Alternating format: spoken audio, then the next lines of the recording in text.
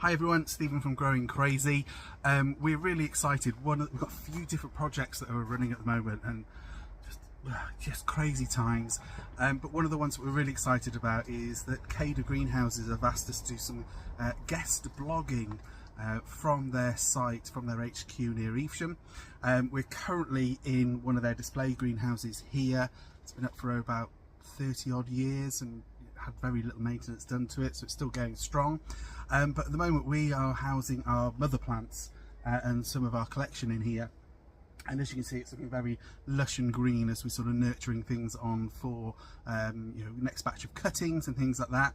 So over the next few months that we sort of be undertaking this guest blogging for Keder, we're hoping to sort of explore why we find Keder Greenhouses are probably the best environment that we've found for growing pelargoniums, but we're also going to be exploring their other greenhouses where they've got a number of different things growing, fruit and veg and a variety of different plants, so we can really explore how they can be used throughout the year into next season, and hopefully we'll get some produce from them as well. So come with us, we're going to work out this blog journey as we go and have a look at what we're going to be exploring. And if you've got any ideas or any questions that you want to hear about, then just give us a shout.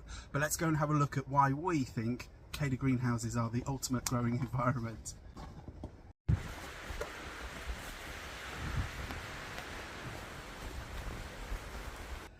Yeah, so I've been a huge fan of Keder Greenhouses for quite some time.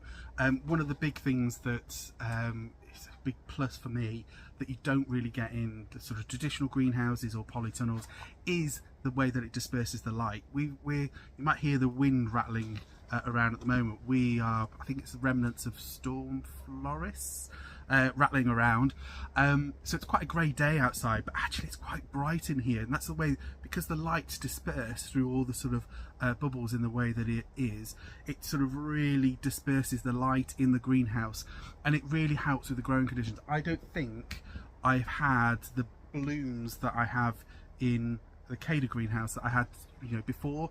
Really sort of had to space plants out and really sort of make sure that they got the light. In the Keder greenhouses I've been having full double, the zonal pelargoniums tend to be the sort of issues where you've got the big full double blooms that like a lot of light. I found that in the traditional greenhouse they get scorched or they dampen off before they give me those full blooms. I'll be honest with you, in the Keder I found it really easy to get that. We also, in this very greenhouse, we were moving things around towards the end of last year, so we overwintered a lot of our plants, a lot of our mother and stock plants in here, and we ended up storing or overwintering things under the bench. Not ideal for pelargoniums because typically if you store putting stuff, and they were right under the bench. We were a bit short on space, so they were right under the bench. And come the spring, I remember there was a batch of Stella pelargonium plants that I'd sort of forgotten about. They neglected them a bit, so I thought they're going to be no good. Come spring, had to look at them, pulled them out, and ended up probably getting the best batch of cuttings off those Stellas than any other plants in the greenhouse, which was just weird. They like the conditions, they just got enough light down there. I hadn't messed with them too much, they hadn't been moved around, so actually they did really well. And again, it's the way that the light gets dispersed within a Keder greenhouse which made it much brilliant conditions for overwintering for me, because in terms of getting the light into all those nooks and crannies, it sort of enabled them to do that, so it's really good from that point of view. The other thing about the sort of light in a Keder greenhouse and the way that it disperses it, with pelargoniums, if you grow pelargoniums, you know that you can often get scorched leaves. So if the sun is too sort of bright and too hot, the leaves will become burnt and scorched. Touch wood, I haven't had that problem since I've been growing in a Keder greenhouse. It's been really sort of beneficial from that point of view. So that's another plus. Even if they've got sort of water left over, if I've left watering a bit late, it doesn't seem to have been too much of an issue. Nowhere near the amount that I would have in a traditional greenhouse. And I've grown in lots of different greenhouses, polytunnels, and I could genuinely say that that's a big plus for me for a Keder greenhouse as to why I would grow in one. So definitely the light, lack of scorching, and just generally the way that it disperses the light and makes it nice and bright to grow in.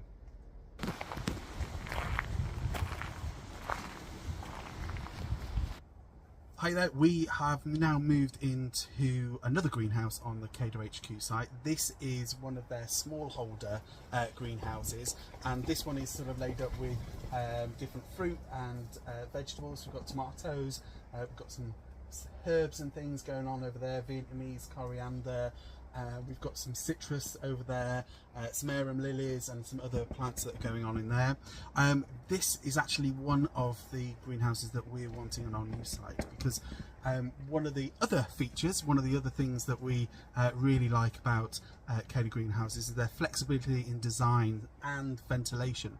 So over that side is on an auto vent, so as it gets hot the vent will lower, and as it gets cooler obviously will close again, and then over this side, which I'm not sure I can pan around to too easily because the heater's there, that side we've got another vent which we can sort of, that one's an auto vent as well, so that will automatically open and close depending on the heat as well. So you can have ventilation right the way through your growing space, which for us as Pelargonium growers is great, because it means that we can really get the air moving in the greenhouse in the growing conditions, and sort of help prevent sort of disease and things like that setting in. It really helps with things like botrytis, so having that airflow moving through will dry things out and make sure that rotting off and dampening off doesn't sort of become such a problem. So yeah, getting that air and getting much greater ventilation. I don't think I've known a greenhouse that can do that, that can get that ventilation in as well as it can. So yeah, in terms of the space in this one, it's a really nice height, really nice space, and there's plenty of ways. We grow a lot of our hanging baskets from the rails through there. We've got tomatoes growing up here at the moment. So hopefully through the guest blog that we're going to be doing, we can have a play around with what's growing in the raised beds through the season and into next year, and hopefully we'll make it interesting to see why Keder greenhouses really are for the serious grower in terms of how they can be productive and produce what you're wanting to grow.